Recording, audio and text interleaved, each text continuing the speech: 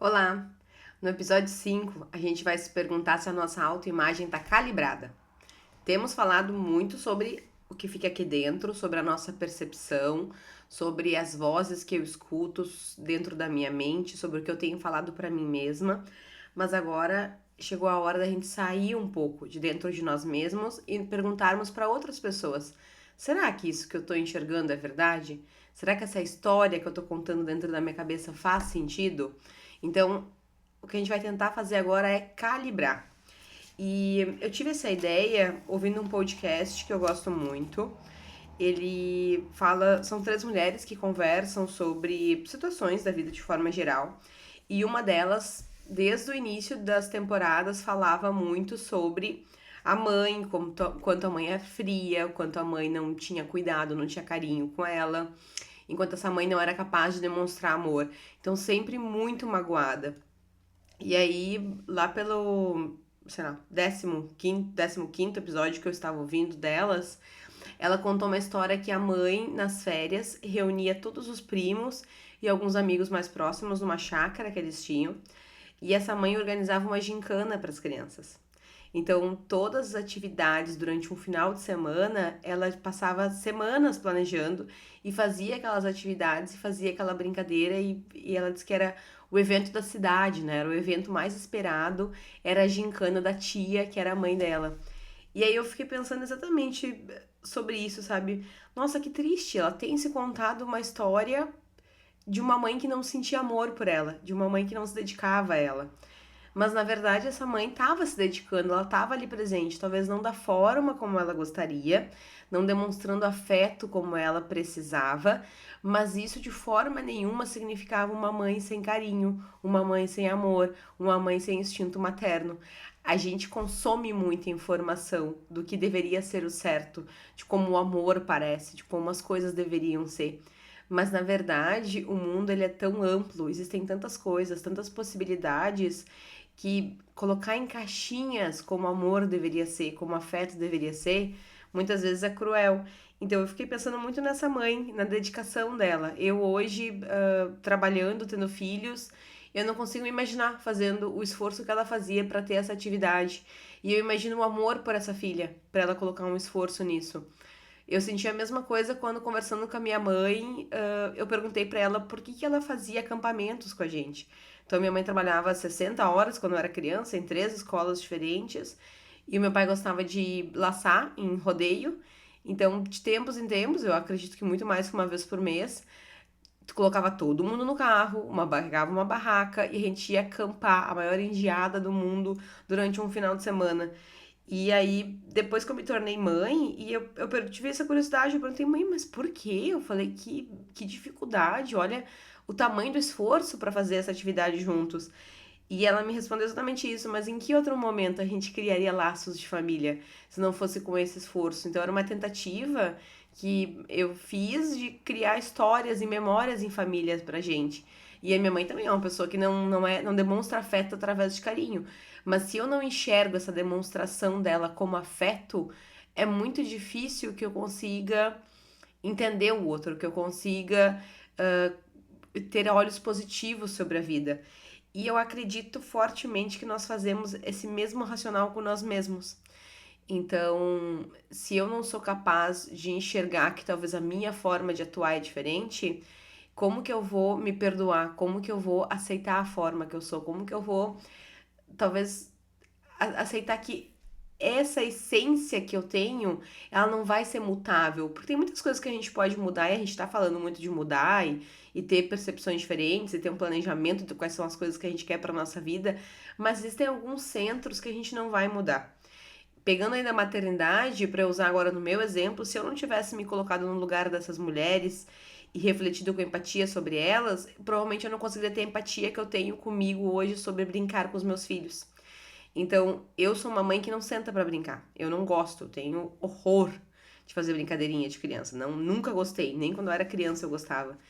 Mas eu sou a mãe que leva pra cozinha, que cozinha com eles, que quebra ovo desde um aninho de idade. Então, essa empatia que eu tive com a minha mãe, eu aplico em mim também. Quero te dar outro exemplo para que tu pense sobre essas histórias que a gente conta sobre si mesmo e como que talvez eu precise calibrar de tempos em tempos. Tem um filme que eu acho genial, eu recomendo fortemente que todos assistam. Meu marido fica assustado porque eu recomendo esse filme, porque é uma esposa que supostamente matou o marido.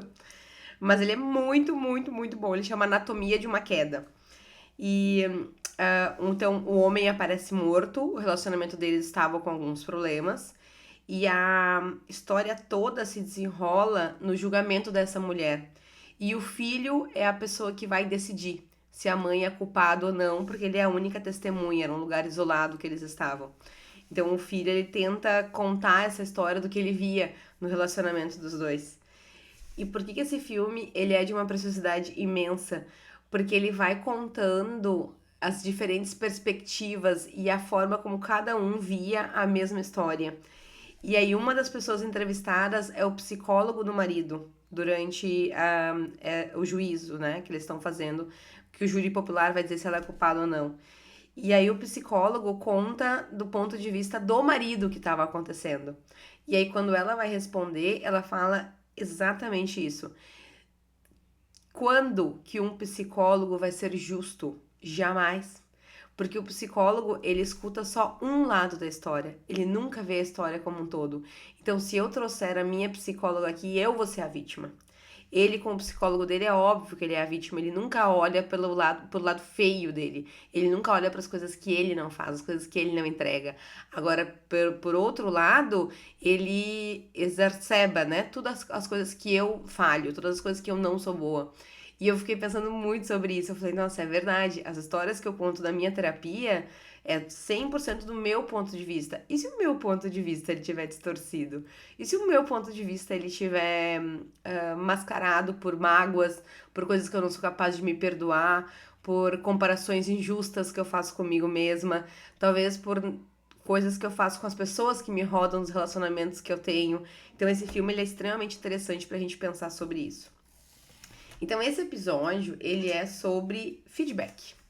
A gente vai falar sobre como que eu posso usar algumas pessoas chaves para que a gente consiga calibrar essa percepção que nós temos de nós mesmos. Então, uma das coisas que eu vou passar para vocês aqui é um script, né? Um passo a passo de como que eu vou pedir feedback e como que eu tenho que avaliar depois o feedback recebido. Então, a primeira coisa que a gente tem que pensar é sobre o que a gente quer pedir feedback. Eu gosto muito de pensar sempre em pontos de dor, né? Então, pode ser a forma como eu tô sendo amiga, a forma como eu tô sendo esposa, a forma como eu tô sendo mãe, pode ser alguma coisa de trabalho. Eu posso pedir um feedback em relação à forma como eu me comunico. Você acha que eu sou muito agressiva? Você acha que eu sou muito chorona? Você acha que eu demonstro pouco meu amor? Demonstro muito? Então, pensem em uma área que é uma área que tá um pouco inosada, que vocês não têm certeza ainda se vocês gostam dessa área, se vocês têm clareza sobre ela. Depois que tu escolhe uma área, tu vai pensar em como tu vai fazer essa pergunta para a pessoa. Então, tu pode fazer essa pergunta por WhatsApp, mandar um áudio. Provavelmente, se for uma amiga, isso vai ser uma coisa mais tranquila de fazer. Tu pode fazer essa pergunta durante uma conversa. Se for uma coisa mais formal, pode ser por e-mail. Então, como que eu vou fazer a pergunta para a pessoa, em qual meio de comunicação que eu vou fazer? E aí, quando a gente for fazer a pergunta, eu também tem que pensar como que eu vou escrever essa pergunta, ou como que eu vou falar ela.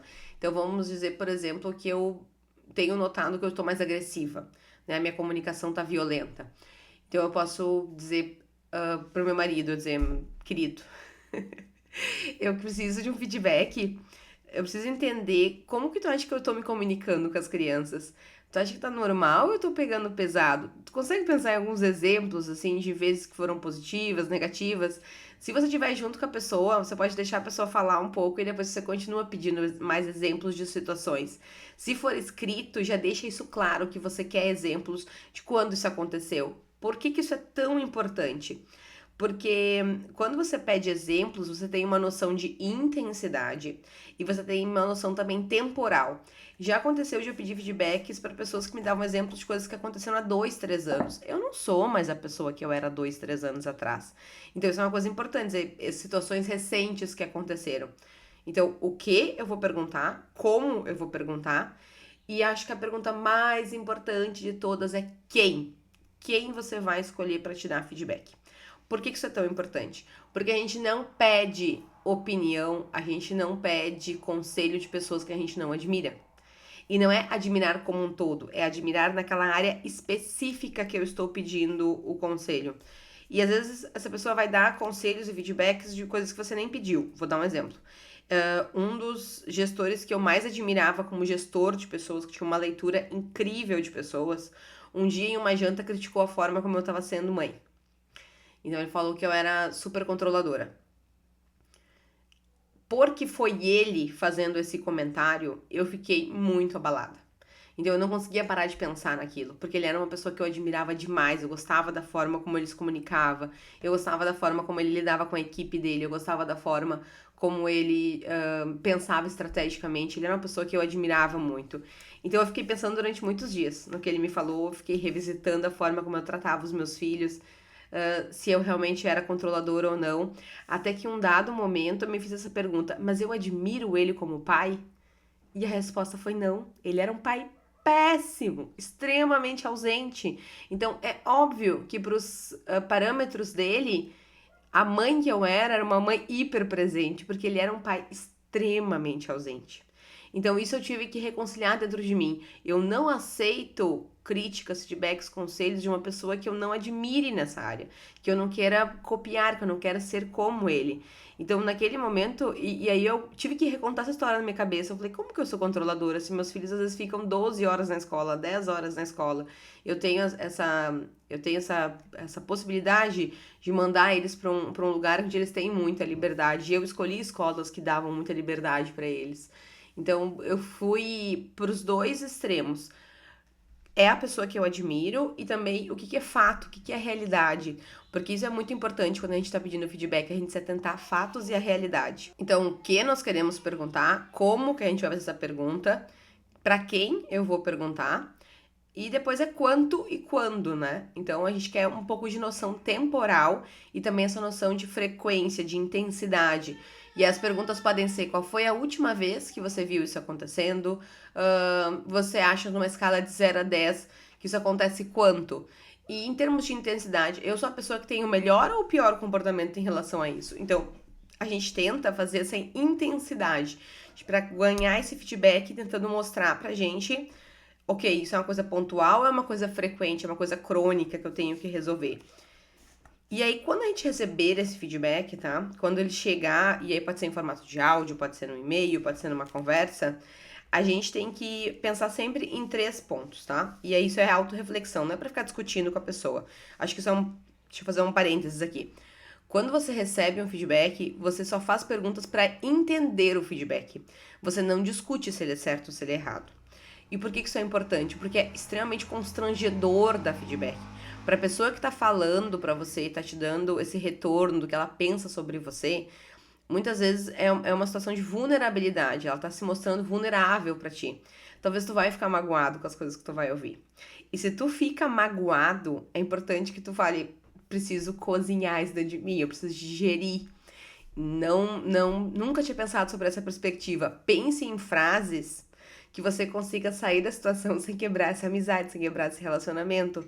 Porque é importante ter pessoas que falam as coisas pra gente de forma crua, de forma emotiva, que elas conseguem falar. Porque pode não ser verdade, mas é a percepção que a gente passa.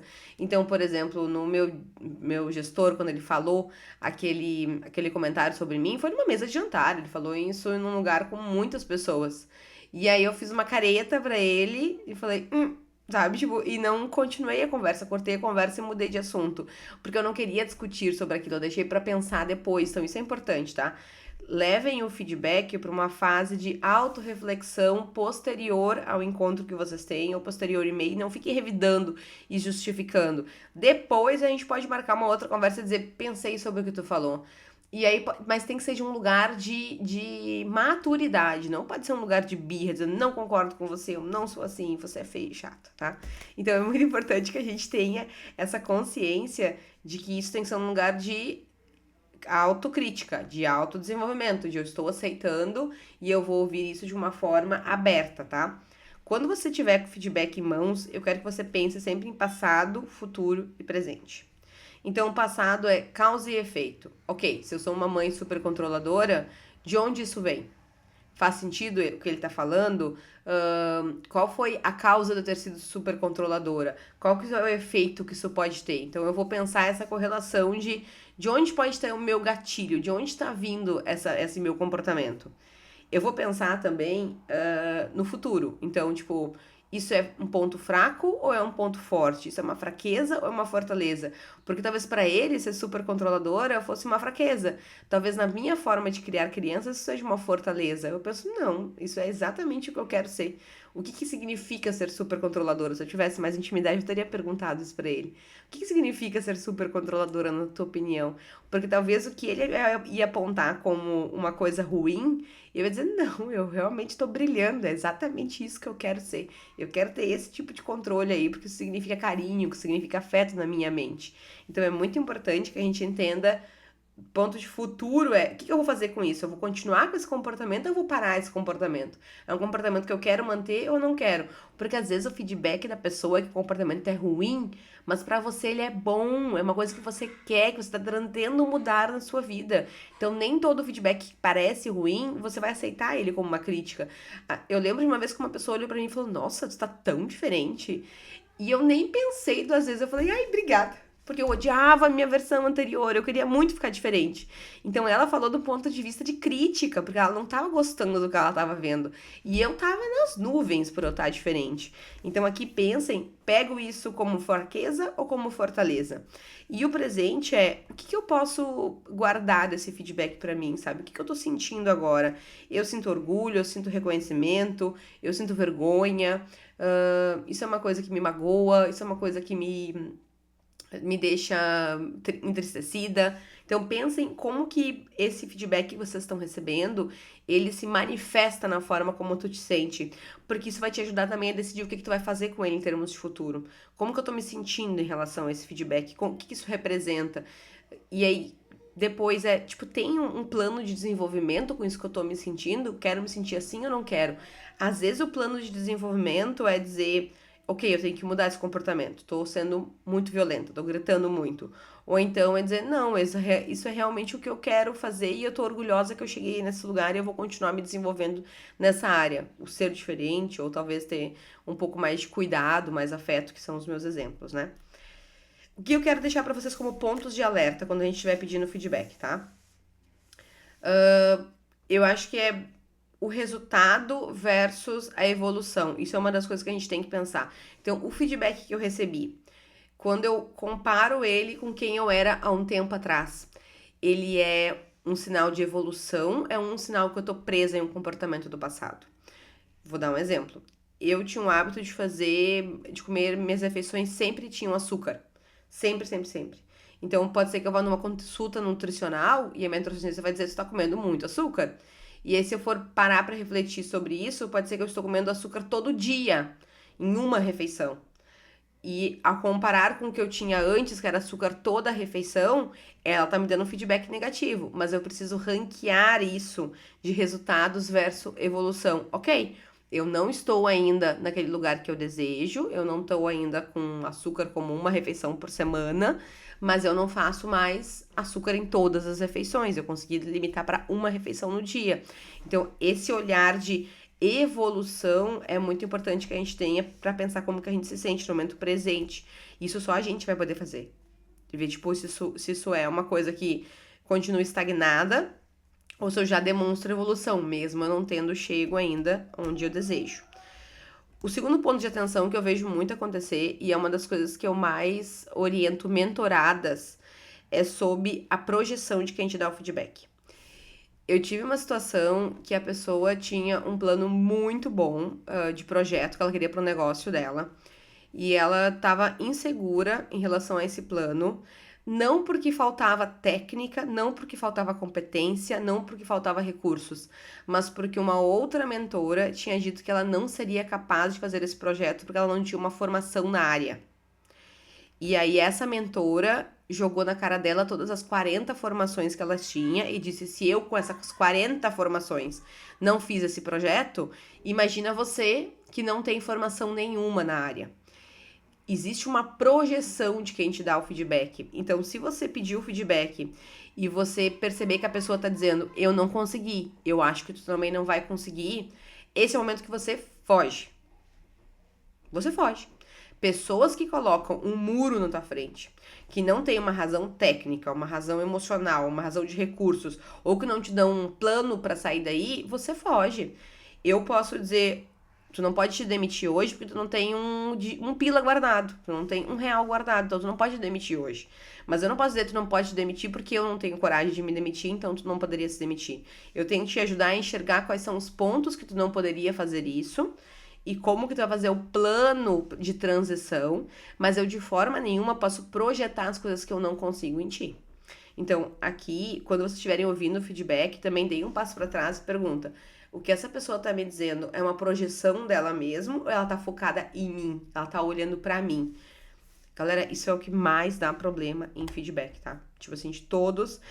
Eu já rejeitei na minha mente muitos feedbacks que eu ganhei porque eu vi que a pessoa tava falando só sobre ela mesma e não sobre mim. É importante também, tá? Quando vocês estiverem recebendo, eu já comentei isso antes, mas é o conflito. Vocês não podem se preparar pra guerra pra receber um feedback. Então, se a pessoa pedir pro marido, quero saber como você acha que está a minha organização na casa. E aí o marido começa a listar coisas que você tá deixando pra trás, porque ele tava esperando, sedento por um momento de poder desabafar. Você não pode entrar pra guerra, porque foi você que começou isso, você que pediu esse feedback. Então, se você não consegue discutir naquele momento, te recolhe, vai pensar, junta os teus cacos, pensa, depois tu volta com mais maturidade pra conversar sobre o assunto. Se você se prepara pra guerra, quando você vai pedir um feedback, você vai ter guerra. Então você tem que ir com essa mente aberta de vou ouvir, se eu não conseguir responder porque me emocionou muito, eu me recolho e depois eu volto numa segunda rodada. Não tem problema nenhum você dar 2 dias entre uma conversa e outra pra você conseguir segurar suas emoções. O problema é você criar um conflito e uma guerra com uma coisa que você mesmo pediu. Outra coisa que é importante é digerir a informação, tá? Então, eu escuto, vou refletir esse momento interno e eu só pego aquilo que me serve. Tem feedbacks que eu já ganhei que foram duríssimos, de pessoas que eu tenho certeza que me odiavam e foram úteis. Mas eu só consegui ver depois de 2 meses, porque eu sabia que aquela pessoa me odiava e eu falei, meu Deus, essa pessoa tá falando isso só pra me magoar. Mas no fim o feedback era bom, sabe? Tipo, tinha razão ali nas coisas que ela tava me falando. Porém, eu precisei digerir essa informação pra tirar essa barreira do nosso relacionamento, pra eu realmente conseguir escutar ela com ouvidos bons. E na verdade, o que ela pessoa me falou nesse momento foi uma coisa que fazia sentido, o resultado que ela estava enxergando, mas o porquê dela estava errado. Então, o porquê dela foi uma coisa muito negativa que ela me falou, mas o resultado estava certo. O resultado que ela enxergava estava certo. Mas o porquê era diferente. Então, nessa minha digerir a informação, eu consegui separar. Eu falei, ok, o resultado, ela tá certa. Eu gero esse impacto quando eu me comunico de tal forma. Agora, o porquê que eu gero esse impacto tá errado. Então, às vezes, a gente vai usar só uma parte do feedback, a gente não vai usar toda, tá? E vou dar um exemplo pra vocês, tá? A primeira vez que eu recebi um feedback que eu deveria fazer podcasts foi em 2021. Em 2021, isso não cabia na minha vida. Não tinha condições de eu fazer. Muito porque eu tava recém voltando da maternidade, foi quando eu comecei a fazer vídeos no Instagram, e eu não tinha entendido ainda que isso pra mim seria um propósito, né, de vida, uma missão, eu querer compartilhar as coisas que eu aprendia. Era muito, quando ela me falou, eu pensei, isso vai só me gerar exposição e vergonha, sabe? Eu não tava pensando tipo, de como eu poderia me projetar, o quanto isso poderia me ajudar no meu autodesenvolvimento, porque eu acabo refletindo coisas sobre mim mesma quando eu faço um cenário. Então, foi um feedback que eu guardei. Eu, desde 2021, tava guardado 5 anos. Ela falou, olha, eu acredito que tu fazendo um podcast ia brilhar muito, e foi muito interessante, que foi depois do primeiro vídeo que eu lancei no Instagram, que eu contei uma história do meu filho na escola. E ela disse, gostei tanto de te ouvir falar, que eu queria ficar caminhando te escutando. Ela foi a primeira pessoa que me falou isso. E eu, na época, não assentou dentro de mim, mas eu fiquei com essa memória. Então, acho que isso é uma coisa legal, sabe? Esse digerir a informação, às vezes, não é 1 dia, 2 dias. No meu caso, foram 5 anos. Então, eu tenho que agradecer ela por ela ter me falado isso, que foi uma ótima ideia. Então, o que é o exercício, tá? Depois de tudo que a gente falou. Vocês vão pedir feedback para algumas pessoas. Escolham uma área, o que, como, quem, quanto e quando. Lembrem do script que a gente vai fazer para fazer as perguntas. E vocês vão escolher pessoas que são sábias e que vocês admiram naquela área que vocês querem fazer a pergunta. Depois vocês vão fazer uma autorreflexão, pensando em presente, passado e futuro. E aí esse feedback vai te ajudar a entender coisas que talvez estejam nebulosas ainda dentro de ti, tá? Eu recomendo que você escolhe uma área e tenta pedir para 3 pessoas diferentes. Então, por exemplo, se for em relação à comunicação, você pode pedir para pessoa que está mais próxima de ti, família, pode pedir para alguém no trabalho, pode pedir para alguém que te escuta, por exemplo, no meio digital. Mas tentem pedir uns 3 feedbacks sobre uma área para pessoas diferentes, para vocês terem essa visão um pouco mais holística, sabe? E por que isso é tão legal? Porque talvez vocês estejam sofrendo por coisas que não são justas, não são o quão críticas vocês pensam que são. Às vezes a nossa régua com nós mesmos é muito alta. E eu quero que vocês contem histórias na cabeça de vocês que sejam justas. Então, o que a gente está buscando aqui nesse episódio é justiça, meus queridos. Descubram o que tem dentro de vocês que é real e o que não é real. E quais são as coisas que talvez vocês não estejam enxergando. Porque ninguém enxerga o próprio ponto cego. Você não vai enxergar o seu ponto cego.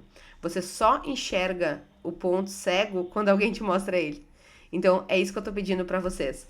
Perguntem qual é o ponto cego de vocês, qual é aquela coisa que vocês não conseguem enxergar e que talvez isso vai abrir um portal dentro de vocês. Muito obrigada por terem ficado comigo nesse 5º episódio. Espero que se vocês gostaram do episódio, vocês curtam. Também tem possibilidade de assinar o canal para vocês receberem notificação toda semana quando sair um novo episódio. Te vejo quinta-feira que vem com o episódio número 6 e a gente se encontra nas redes sociais. Podem me mandar direct quando vocês quiserem. Adoro conversar sobre isso. Beijo, boa semana.